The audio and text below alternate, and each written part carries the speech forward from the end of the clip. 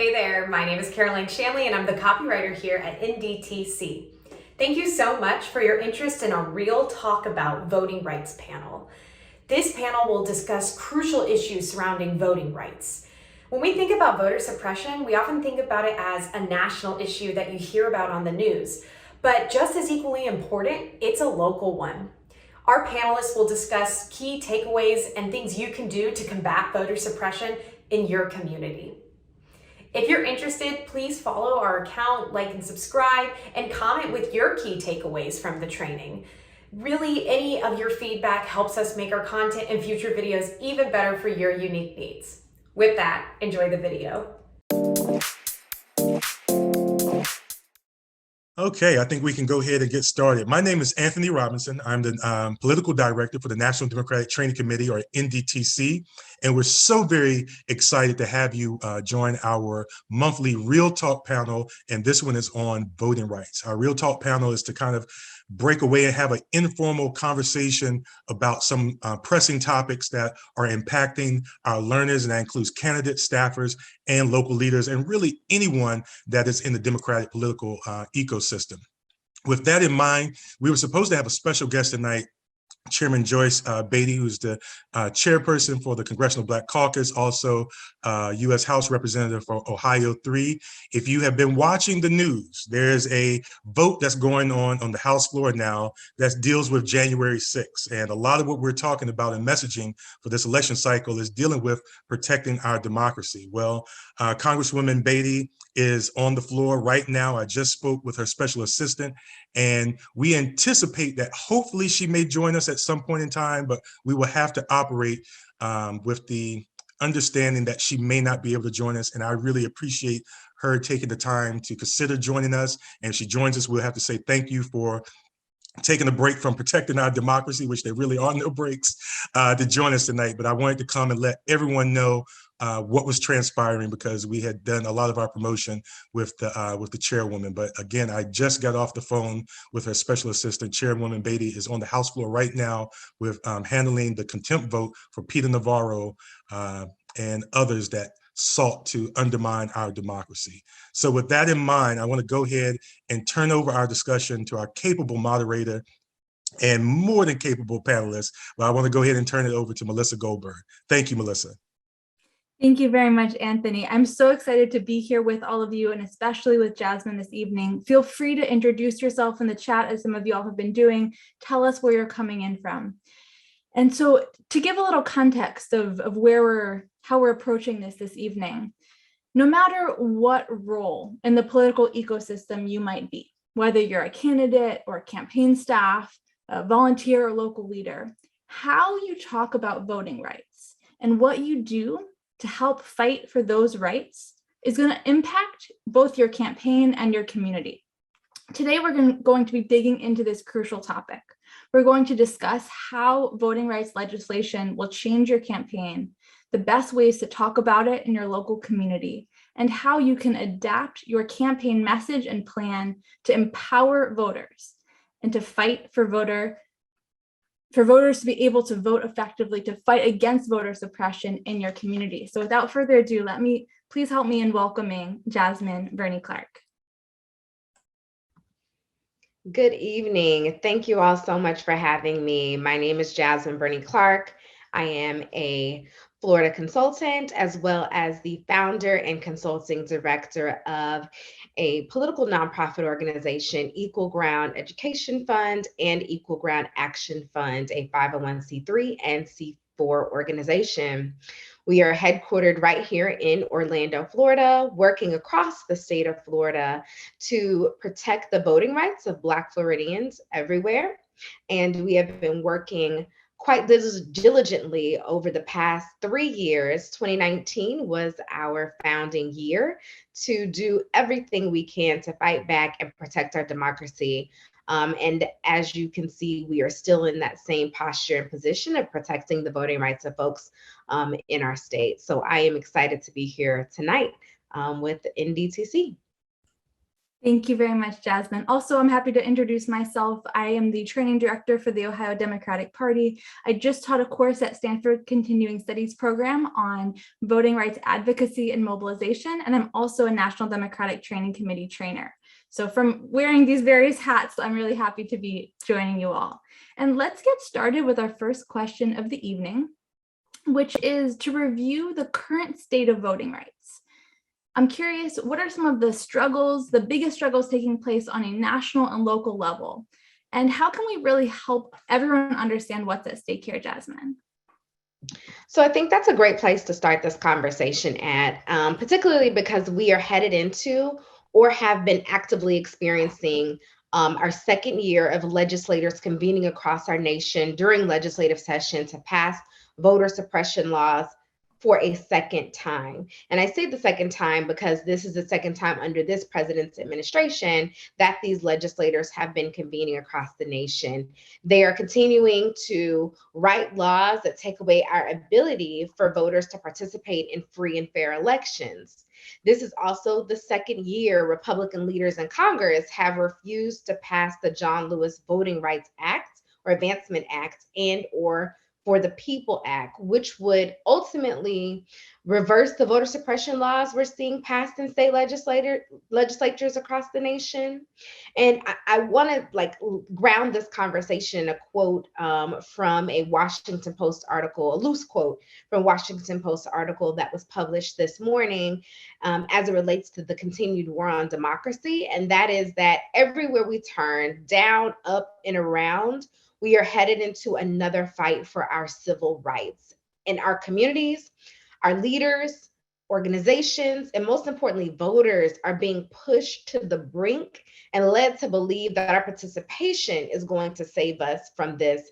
But it's actually the leadership or lack thereof that we are experiencing that is directly impacting our ability to be able to participate and fight back against, at this point, nearly 400 voter suppression laws that have been introduced in legislatures across the nation. Thank you. Very powerful. Yeah, when I hear about the over 400 voter suppression laws introduced across the nation, it makes me curious and start to wonder what's going on in my state. And I imagine some of you may be wondering the same. And so I wanted to briefly share a resource that I found really helpful. It's the Voting Rights Lab, and they have a tracker you can go to and find out what's going on in your particular state. So I just wanted to share that resource. And I'm also curious, when you mention the voting rights, the For the People Act and the John Lewis Act, why is it so important right now for these things to be enacted? Well, we are in the middle of a redistricting process across states everywhere. And we have midterm elections coming up this fall. You know, what's at stake is that we are going to see governors, legislators, we are going to see our congressional members on the ballot. And in some cases, we are going to see new members in new districts. Here in the state of Florida, where I currently reside, we increased our congressional seats by 1 due to our state's capacity. We've grown exponentially since the last redistricting process. And so we are going to see new representation come into our state. Our nation is becoming more Black or more browner based on census counts. And so that is what's at stake. It is also, I think, the protection of just our ability to live is also another thing that we need to consider. But the other thing that's happening, again, Florida unique in all its ways to the rest of the nation, is that we are not done with our redistricting process here in the state. We initially started in January. That process was supposed to conclude in the month of March, and we are headed into a special session in 2 weeks to continue to draw congressional districts, which means that these seats are ones that are to be watched. They are ones that are going to be very powerful. As I understand it, we are expected to see probably one of the most balanced maps congressionally across the nation for the first time in a generation based on some sources. And I don't know if that's the case for some of the states in the South, but only time will tell, and election results could provide some proof to that. Absolutely. Yeah, it's redistricting has been a huge challenge nationwide, and it's definitely been a challenge in Ohio where we've had set of maps after set of maps getting rejected by the court and continuing to be in that process. I'm curious also, in the state of Florida, I saw your name in a recent Washington Post article about the recent uh, court case that helped. And I'm curious if you'd like to share with folks here about that. Yes, I am beaming with so much joy. In 2021, actually at the conclusion of the 2020 election, our governor decided that despite, and these were his words, a well-oiled, effective election in 2020, there still needed to be a reason for election security and legislation that addressed that. So he introduced legislation that would require our state to place a number of different reforms in place for third-party voter registration organizations. Those reforms consist of requiring third-party voter registration organizations to announce that after or when they're making their voter registration declarations and collecting forms, they have to let people know that they may or may not submit their voters form in on time to a supervisor of election. That tarnishes the reputation and brand of organizations, especially those who have been providing such a historical service for so long in communities of color, like Equal Ground does. This law also prohibited the ability for us to do line warming activities like hand out food, water, fans. We have a late primary. It is hot and it is also in the middle of hurricane season. So it's raining typically when elections are happening. And so handing people umbrellas were prohibited under this piece of legislation. Another thing that happened was that drop boxes had to be surveilled 24 hours a day. There was a 150-foot perimeter around them. And if you are participating in Souls to the Polls activities where supervisors provide drop boxes to specific locations so that church parishioners can drop their ballots off, especially during COVID, that was a pretty remarkable tool that we were able to use. Another thing that we have to take into consideration is that this law required that you had to request a vote by mail ballot every single year as opposed to every 2 election cycles. And there is a new voter ID requirement that is tied to the request of a vote by mail ballot, where that was not the case before.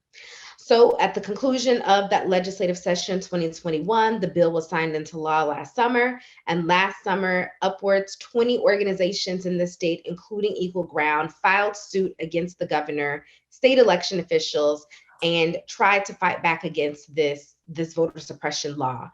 We went to trial in February, and I'm proud to say as of March 31st, just last week, Chief Judge Walker determined that a large portion of that voter suppression law needed to be invalidated. And so he overturned everything except for the vote by mail ID requirements and the annual request for vote by mails. But he did allow for food and water to be handed out at polling places. He no longer has a 150-foot parameter around drop boxes. The declaration that voter registration organizations had to share about the inability to return their registrants' voter registration form in on time is now no longer a factor.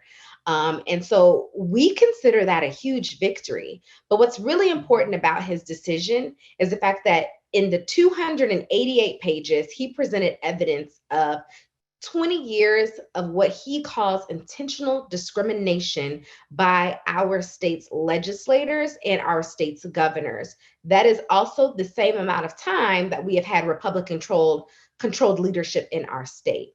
And so we found that that was pretty substantial, enough for us to continue to do our work. As an organization, we paused everything. We stopped registering voters. We strictly went into rapid response and voter education to tell people about the new law because we had municipal elections taking place last year. So there were some counties that had to abide by these laws, and we wanted to make sure people were prepared. But Judge Walker felt differently, and we are extremely proud to have been litigants I shared with the team of canvassers at our organization today that the work they did with us in 2020 went into the direct evidence of how Judge Walker was able to make his decision. And so they have had direct impact in changing the state's legislation. Now, we are not fooled, and we are not of the belief that this will not go unchallenged by our state. I think we are prepared for what is to come and what is next, but we are excited about what the possibility does hold for the future. The final thing I'll say is that Judge Walker not only ruled against the unconstitutionality of this law, but he put in place a 10-year pre-clearance clause that stated, if our legislature decided they wanted to change any laws just directly tied to third-party voter registration organizations, they would have to file a complaint and they'd have to bring it to his court. He'd have to determine if it was legally permissible or not before allowing legislation to move forward. That's huge, completely unexpected in a court case like this, but it will certainly change the makeup of how voters are going to be able to participate in the future. And we are, again, excited about what the possibilities are that this pre-clearance and this law will allow us to do. Absolutely. Thank you so much, Jasmine, for all of your hard work in allowing and enabling and making that come through. And I'm just, when I read that 10 years and pre-clearance, I was like, this is what we need in our courts as when there's future court cases, they can look back on this as precedent for this being something that we do in this country. And so I am so excited. I was so excited reading it, and just hearing your story it's so energizing for the work that we can do. I also want to repeat something you said. You said canvassers have a direct impact. And so I know that as somebody who's been a canvasser on the ground, been part of all sorts of different organizing programs, I imagine we've got a lot of folks here in this room with us who are at all different levels of involvement, and to hear that their impact, that their volunteering, that their work can make a difference even on such a high level is so beautiful to hear. So yeah, it's important that we make sure we share these victories, not with the leaders of just the organizations, but the folks who are on the ground doing the direct voter contact, spending, time in community centers, at churches, grocery stores, working directly with impacted individuals. It was joy for me to be able to share that, we still had canvassers with us from the start of our organization who are continuing the work, who can directly tie their contributions to a victory like this. And it will be historical for them and for us for years to come. Wonderful. All right, I've got one more question coming in, and then we will be transitioning in a moment.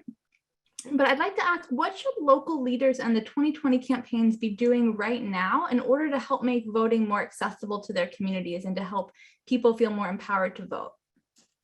That's another, I think, great question. I think finding and identifying victories similar to the one that I just described, but also looking at victories in your local municipal levels. There is something about being able to build a bench, or there are initiatives that are likely a part of a larger opportunity in your state to either provide clean water and air, education, healthcare. I would say make sure that folks are celebrating far and wide the victories that they can find in their local municipalities and in their local communities, that they can use to continue to build on and connect it to the larger message for their party and the larger message and priorities for their community. I'd also say when it comes to issues, what are the issues that you all are championing that you have seen victories around as well? It is important to also have these conversations with voters and be able to tie it directly to their basic needs. We forget that when we are out having conversations with folks, we do have a very clear and direct goal-driven mission, but our ultimate mission is to expand access so that voting is free and accessible, as I stated it before, and we can't forget that. We also can't forget that marginalized communities are going to feel the brunt of a lot of the burden of the laws that are being passed in our state, and we need to make sure that we are amplifying their voices and directly tying them again to the victory and the mission that ultimately we are trying to achieve in our community. No state is the same, no community is the same. So get clear about what it is that is specific to your community that you want to be able to amplify if you are in the position where that is the position you need to hold. All right, and how can folks do that to do that amplification? I think it's identifying, candidates who have really powerful stories that you can help to continue to share. I would say identifying organizations like ones like ours that are doing really good work around messaging and having conversations with voters and putting themselves on the front lines to talk about and fight for some of the victories that they're seeing. Local DECs can be really powerful in how they show up if they're having conversations in the community. What stories are you bringing back and what stories are you sharing and telling to the other members and volunteers that are a part of the operations that you are hosting or holding in your local community. Also, what does your programming look like? How are you shaping that locally? How are you determining and meeting the needs, not just of now, but for years to come? What is the visioning that you all are doing together as a community? And everything that I've shared or talked about requires a shared experience. It requires other people to get involved, but it does start with someone attempting to or initiating and identifying these opportunities that folks can buy into. Thank you very much.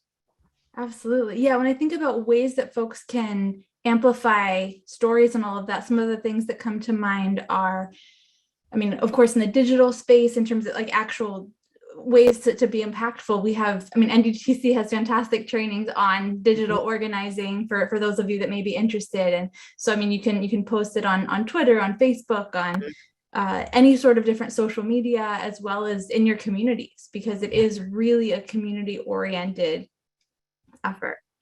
Absolutely. I'll just add one more thing about the digital organizing piece. Although we're founded in 2019, our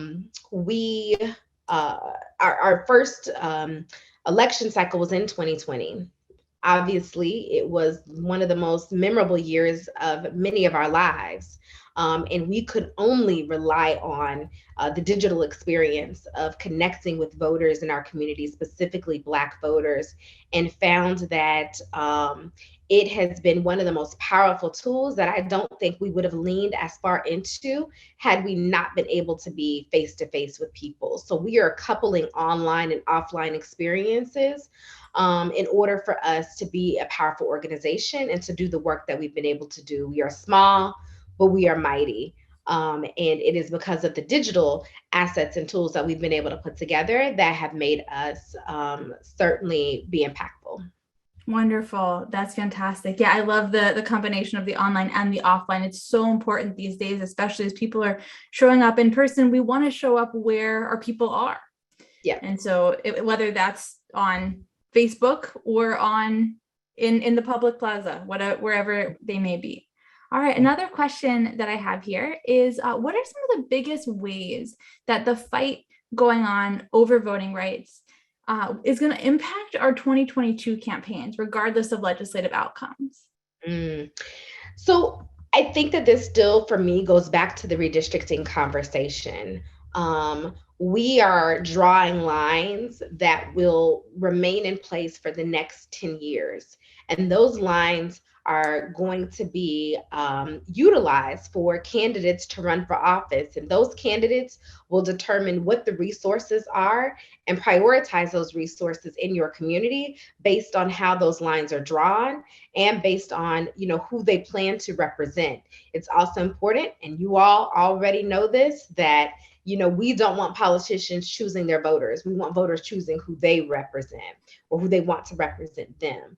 And so I think that some of the things that we are going to see and some of the ways that the fights are going to go over, around voting rights are going to start this year with the redistricting process.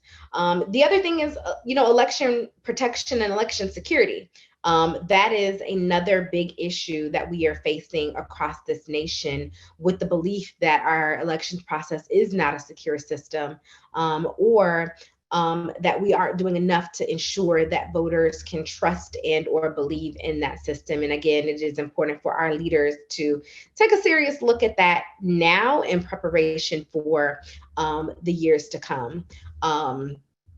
The other thing I would say is that we want to ensure that state leaders are not using their current roles and power to bully legislators into different outcomes around legislation and around elections. With harsher laws taking away access as opposed to creating access, we can expect to see participation down. And that is the sole purpose of voter suppression. It's doing exactly what it is supposed to do. And so I think, again, we've got the ability to change the course of our future with this redistricting process if it is done in a fair and open way that we are all holding our leaders accountable for. Thank you.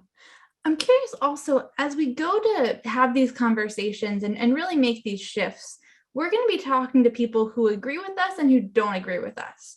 And so do you have any advice for how we might reach out to folks who aren't aligned, or for whom limiting voters is actually helping them stay in power? That's a difficult question. I don't think that there is an antidote or sort of prescriptive way of handling that, because there are so many things that folks disagree on or are in opposition around.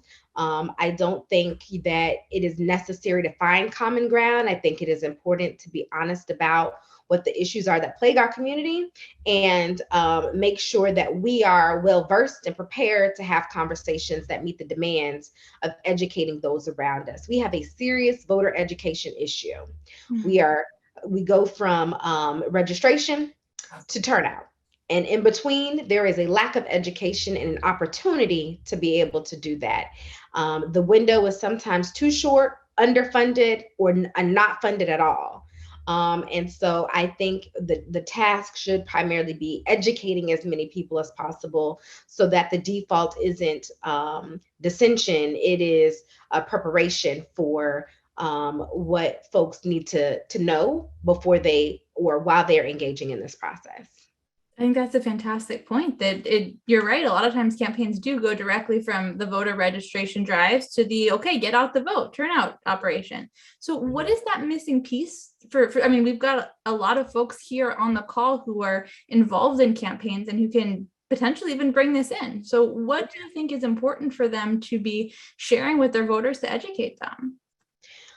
Well, again, using Florida as an example, again, a late primary state, we only have about 2 months between the primary and the general to have conversations. And not even that, really, it's about a month and a half when you think about the time that vote by mail ballots go out. That window is quite short. But right now we're heading into a summer season where we are preparing folks for the primary, and or other states are preparing folks for that general later on this year. There are so many ways to have conversations with voters and have them more creatively. I talked about how our digital engagement increased, not because we thought it was a great idea, but because we were forced to enter into that space. I don't want anyone to be forced into a situation. Start making plans that are inclusive of education in your timeline now, and using the resources that NDTC has created to be able to do that.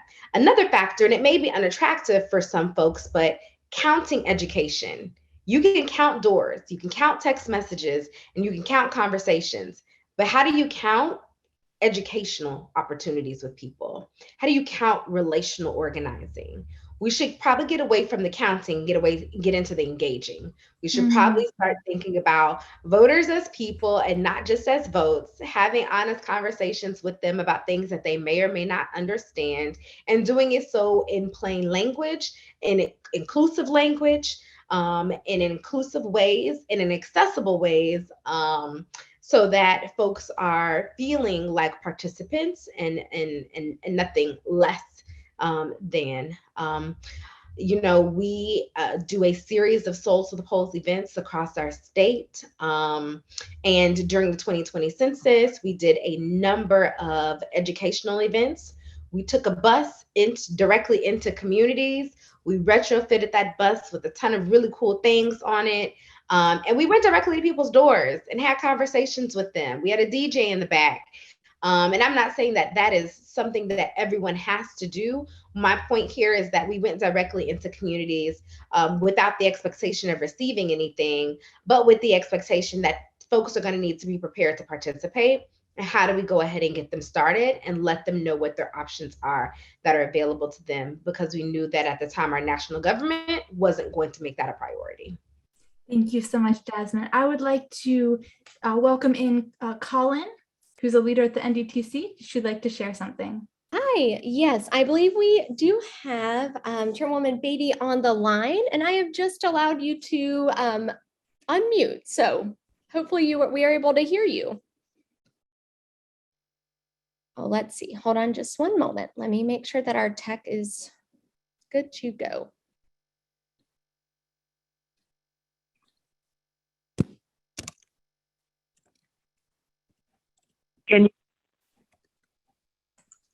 Good evening.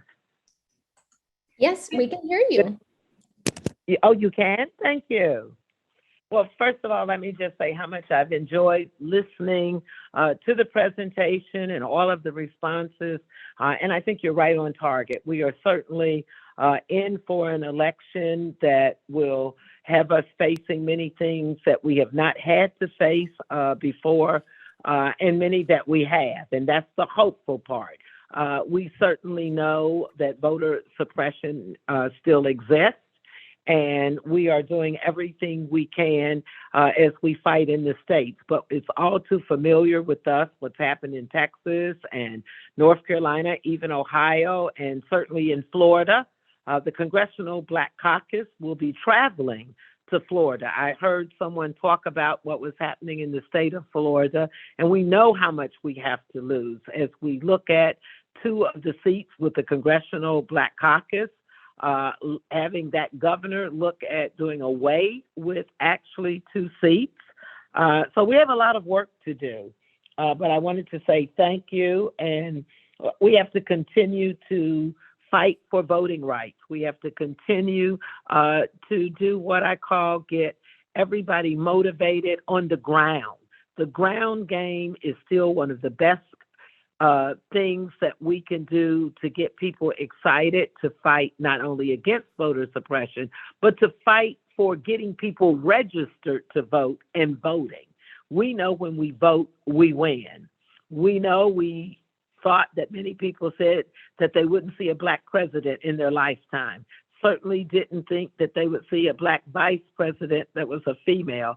And here we are now on the brink of having a Black woman serving in the highest court in the nation. All of that happens when you vote.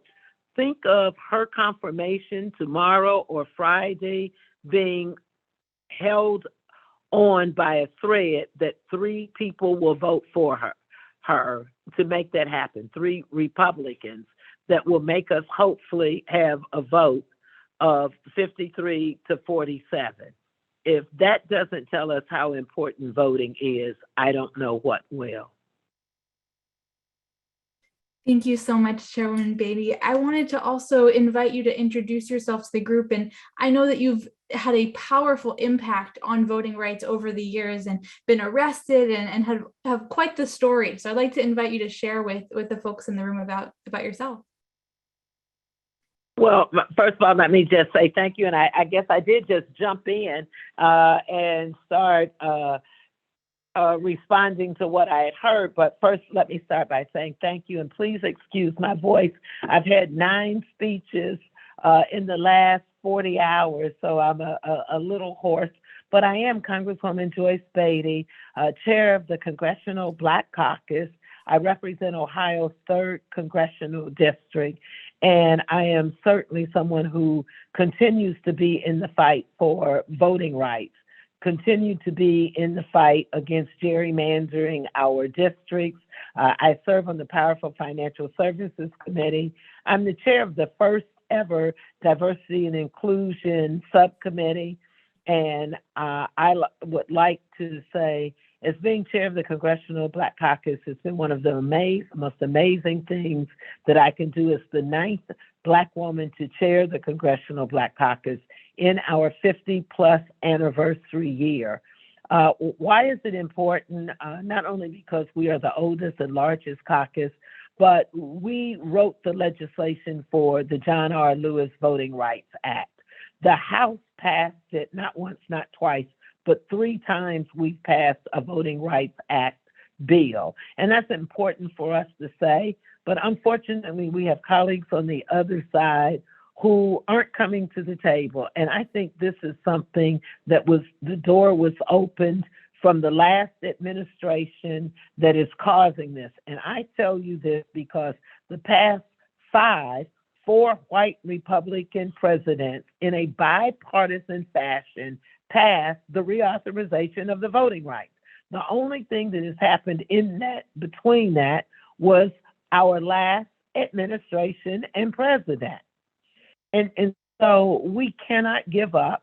We are continuing to push the envelope and write legislation that before this Congress is up, hopefully we will have a voting rights piece of legislation.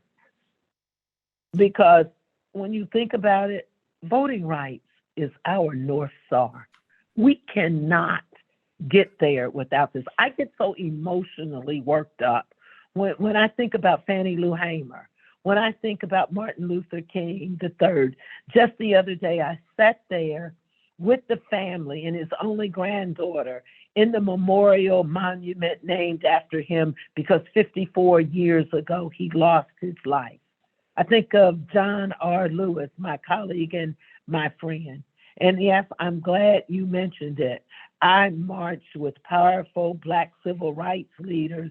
And one of the things I thought was such a strong message was to go over there against the will of the Senate and those police officers and get arrested with other leaders, because that's how important voting rights is to me.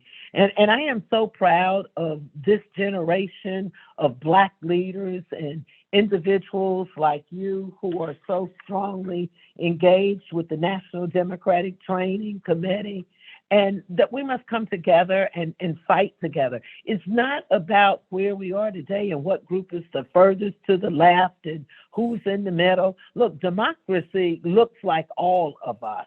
And many of us have been marching for decades. Many of us start marching yesterday. And that's the beauty of our diversity. And that is also the strength of what gives us unity. Thank you so much for what you're sharing. I think that there's just this incredible history in the voting rights movement of people who really stand up, and it's from these huge mobilization efforts that often are coming from the ground up, and people at all levels really standing for what we believe in. And so thank you for the role model that you are and have been, and I think it's inspiring for everybody in this room to hear about your story. I'm curious. Well, let me thank you, and thanks to everyone on this call. Absolutely. We've given Jasmine some time to talk in the earlier part, so I'd love to open the floor for you for the next bit and ask, are there particular ways that you see the fight over voting rights going on? Like, what's the current state of things, and how is that going to be impacting these 2022 elections coming up?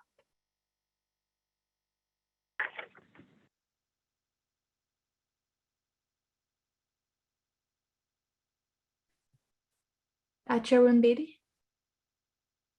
Oh, I'm sorry. I think we lost connection. I'm sorry. Was that a question to me, or could you say it Yes. again? I'm sorry.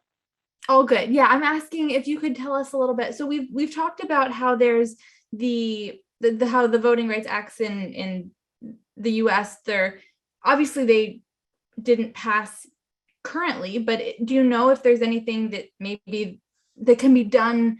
Like what are the next steps involved? How can people advocate for better voting rights legislation? Well, they have to go. Look, it's simple. You got to get people registered to vote, and people have to vote. Democrats are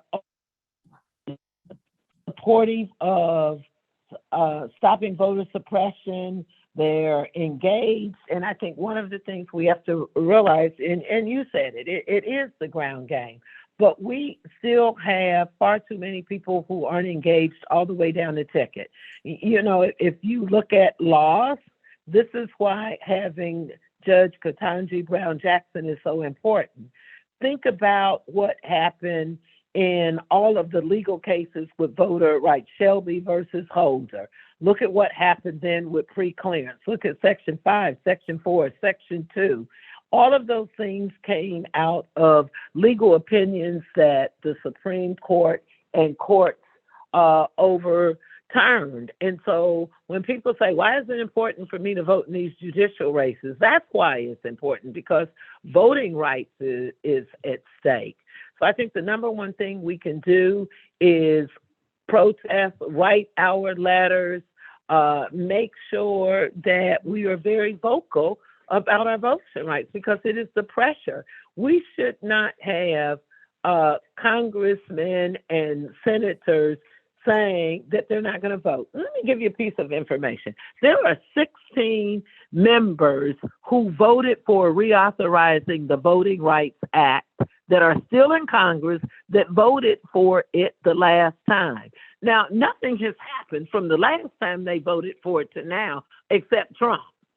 So I think we ought to be putting pressure, and voting rights isn't just for Black folks. Voting rights affects everybody. So I think we should be putting pressure and calling on those folks who refuse to vote for it and calling them out and embarrassing them and holding them accountable for denying us the right to vote. Absolutely. I think it's essential to hold our representatives accountable. I've also been curious about different ways to best connect with people across the aisle. And I remember I read an article about Biden and how the way that he approaches negotiation, and he really thinks about what are the other side's values and what is it that's leading that person to have a different result than me. And while it's really easy to think, oh, it's because they're Republican and because of all of the rhetoric and because they want to stay in power, and it's easy or because of racism, there's lots of ways that we can blame and hate on them. And I feel like one of the really powerful approaches that I've been exposed to is the idea of, what if we think about how it's valuable for all Americans when we are able to vote? What if we think about how it is in those folks' interest, those 16 folks, so that we can get them back on our side? And so I'm really curious going forward how we might be able to participate in that conversation and continue to really hold them accountable, whether by pointing them out and Let me just say this before I have to go. I like what you're saying with holding them accountable. And that has to come from the people who vote for them and being in their districts and doing that. But the real reality, we're at a crossroads with people who aren't thinking rationally, who aren't acting in the way we would expect someone serving in Congress. These are the people who holler out from the floor that you lied. These are the people that don't even believe that President Biden won the election. These are the people who participated in January the 6th. So I think one of the things we have to look at is the reality that we're dealt with. You know, a Mary Taylor Greene, a Broberg. I mean, people who come to the floor and really don't care about being a legislator. They don't care about legislation. They don't care about equality and justice and civility at all. So I think that's the reality. Now, the hope that we have to have for progress is to continue to reach out to those individuals like we just did last week, and Mitt Romney and Collins added on that they will vote for Judge Jackson. So I think it's a combination of everything. I think it's reaching out to those. I think it's having more civility, but I think it's also looking at that there are some folks now that serve in the Senate and the House that are not legislators. They have no place being here, but they got elected and they're here. And the best thing we can do is get them unelected. Thank you very, very much, Chairwoman Beatty. I just want to thank you for all the ways you're protecting our democracy and that you're even to show up here as a leader. And I understand you've got a lot to get back to. Well, thank you for allowing me to jump on. I'm sorry the technology didn't work. We finished our votes, but we're still on the House floor. And of course, they're now trying to attack Judge Jackson because they know the vote is tomorrow. I'm watching now one of my Republican colleagues attacking her on the floor. And probably as you've noticed, we've been on the Senate, we've been in the chambers trying to make sure she understands that we are fully supporting her. But thank you. You all have done a great job tonight. And thank you for allowing me to jump on. Have a good evening. Thank you so much, Chairwoman. Wonderful. All right, so we're going to continue. We're going with the flow of it, and we've got some questions from the audience. So Jasmine, I'd love to ask you, Adriana's asking what type of events you are holding. We did, for Souls to the Polls, we did a twist called Park and Praise, where we worked with either local pastors, grocery stores that had large parking lots, where either an early voting site was taking place or was held, or where drop boxes were located at, or if there was an open venue, we coordinate with supervisor of elections to have drop boxes located on those properties so that people could, as they arrived, stayed in their car, dropped their vote by mail ballots off into these secured boxes, they'd park, and they'd turn to a locally transmitted radio station where they would hear from the stage local leaders and elected officials and community members in what was the feel of a rally, if you will, to really encourage and lift spirits and excite people. One of the things that Chairman Beatty lifted up and I think infused in this conversation, and I saw a little bit in the comments, is that, we are not and should not operate as a woe is me, despite the fact that we are fighting battle after battle after battle as it relates to our voting rights. We should still be operating with the spirit of joy and pride, especially as a woman of color. Voting has not been or was not my ancestors' birthright. It is still a cause for celebration. It is still something to be excited about. And I want to see how we bring that joy back into the process. And these Park and Praise events were really designed to infuse joy and infuse excitement into the elections process, and also create a family reunion sort of vibe or style for it as well. So that was one of the events. I mentioned the bus we retrofitted and placed in our community, but another really great event that we've been working on this past year is called a food and justice tour. And this was really derived out of the fact that we can't talk to voters if their basic needs aren't being met. It is great to try to attempt to register them and talk to them about local elections and municipal elections, but it is hard to do so when their number one priority is surviving and, or in some cases, attempting to thrive. And so we do what is called pop-up barbecues, or that are coupled with food giveaways. And we do these in local housing communities or parks in neighborhoods where we have different organizations who have resources like healthcare, PPE, educational materials that they're handing out, school supplies or gifts. And it's once a Saturday in a different community. And we provide them with hot and non-perishable foods to take home. But we're also having one large, big, like community conversation while we're out there grilling and talking about what's happening and educating people and answering questions that they may have that they are curious about and really don't have a network of people that they can go to, or a DEC may be intimidating for them to walk into a meeting and participate in. What does an outdoor picnic environment look like where they are also benefiting from being there because they're receiving some really important necessities, but they're also having conversations with issue experts and people who are in a much more relaxed environment. We even have things for children out there. So not necessarily bounce houses, but hula hoops and, jump rope and things of that nature, so that this isn't just a one-sided parent to organizer conversation. It's a parent and kid involvement as well. So those are sort of 3 examples of some of the events that we have been striking up in our community as ways to engage with folks differently than we would door to door. So yeah. Thank you. All right, we have another question. We've got a few questions, but one of them is interesting.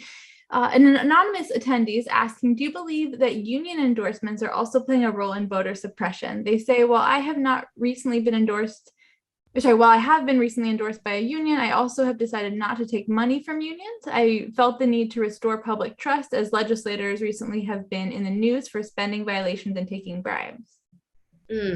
That is a great question. I think that bribes and receiving union money can be conflated.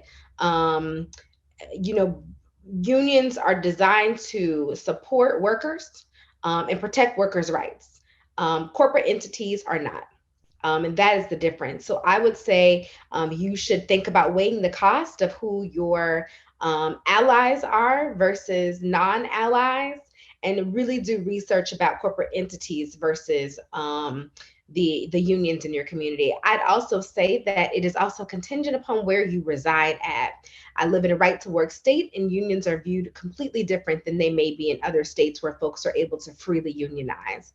And so they are welcomed when they are supportive of candidates. Candidates rely on their endorsement. They rely on the funds that come with it and the in-kind support because those workers are their constituents. They are people they're going to need to work with in the future, and they're going to need to work with them in order to continue to expand workers' rights in our state. So I really think you need to weigh all of the costs and work around being able to sort of fight back when it comes to the conversation around bribes and things of that nature, figuring out another way to have that conversation and point directly to some sources that substantiate that. You don't want to end up in a place or in a conversation where it hurts or impacts your ability to run and do some really great things. All right, I would like to invite one last question. We've only got about 2 minutes for it before we want to start heading into the wrap up, but I think it's a great question here from Keisha. What are some ways candidates can help voters work around voter suppression by creating voter plans? What info might be included? I would say, as you are writing your plans, you should always include a election protection plan in your plan writing. There should always be something that you can point to that says, here is what we are planning to do to ensure that voters have access to the polls, that we are doing our part to make sure that suppression does not exist in these set of polling locations or in this particular county. And we are pointing folks to the resources like hotlines that people can call into that are staffed by professional attorneys. You may want to consider having attorneys of your own that are prepared to do rapid response and go out to polling places. Identify poll workers that could be available, not just sign waving and encouraging people to vote, but witnessing what the activity is that's happening at the polling places, so they can be additional eyes and account for any follow-up that needs to happen if a voter says that they were turned away for whatever reason. And everyone on your team should know what the voter laws are in your state. It is important that people are well versed in at least understanding at minimum what voters should and should not be able to do, or what other candidates should and should not be able to do. Oftentimes people can get away with things because they don't know much of the process, specifically around the election administration portion. It is the most tedious and probably the part that is the least exciting, but it is the most important when it comes to combating voter suppression. Thank you. All right, we are going to spend the next few minutes wrapping things up, and I've got one final question as well. I personally just wanted to share, I wanted to go back to something that you had mentioned a little bit earlier. You said that it's so important for us not just to think about the metrics, but to actually be engaging our voters. And I like to think that we win elections when we, yes, meet those numbers, but when we meet those numbers when we come from our heart and we're able to really connect, and when people are excited and energized and talking to each other and just feeling that radical hospitality, essentially feeling that love, feeling that care that we are able to provide and share in the community. And so a couple of things I know personally that are coming to mind there is, you mentioned the plain inclusive language, which is so often missing from those call scripts and those text scripts.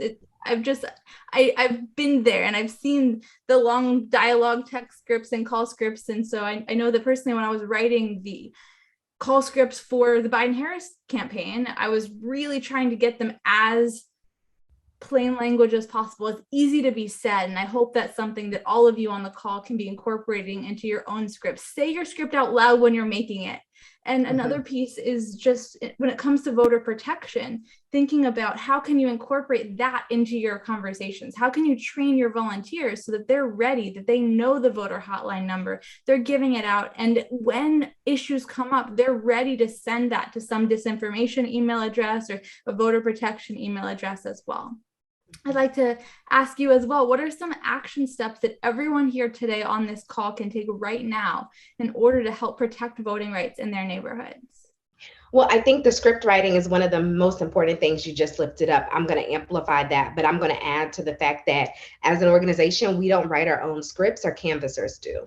They go through a script writing workshop. They teach and tell us what they should be saying out in the field, because they know how much time they actually have with the voter when they actually are able to break through and make contact. So we don't write scripts as an organization. We let the folks who are actually having the conversations be able to do that. At the same time, we're building skills. We are creating and designing a pipeline where a canvasser doesn't just walk away with being able to say, I've knocked on X amount of doors, but I've actually been able to be trained in how to communicate with a voter because I've gone through a workshop that has taught me the semantics on how I can design a script that is effective and then create multiple scripts that go through a elections calendar so that kind of conversation continues. So I would say that that's the other thing to take into consideration is the skills building opportunity. Finally, I think that's like one of the most key things for me, really, that I would just add to the conversation is just not forgetting the people who were in between, the potential voter or participant in this process, making sure that we are caring for our folks. I love the phrase radical hospitality. I'm going to be taking that as I have future conversations with people and figuring out how we design that to be something that is felt and not just heard among our organization. Wonderful. I love the radical hospitality theme. I got it from the Biden-Harris campaign. And once I heard it, I was like, yes, I want this everywhere. Mm-hmm. So beautiful, beautiful. And I know I'm taking things from what you shared. I noted down having canvassers write the scripts. I love that. And I'm really excited to see how we may be able to bring that in various places. Mm-hmm. I also just want to note there's several resources being shared in the chat from Dale at NDTC, and I just posted a couple ways to get involved as well, things that I've seen ways to get involved. And It's now 1 minute to the hour, so I think I'm gonna have to pass it back over to Colin. Thank you so much, Jasmine. It's been such a pleasure to get to spend this time with you. Thank you for having me. Hi, I'm Jan Getchins, instructional designer at NDTC. For more, check out our other videos by clicking here and here. Thanks for watching.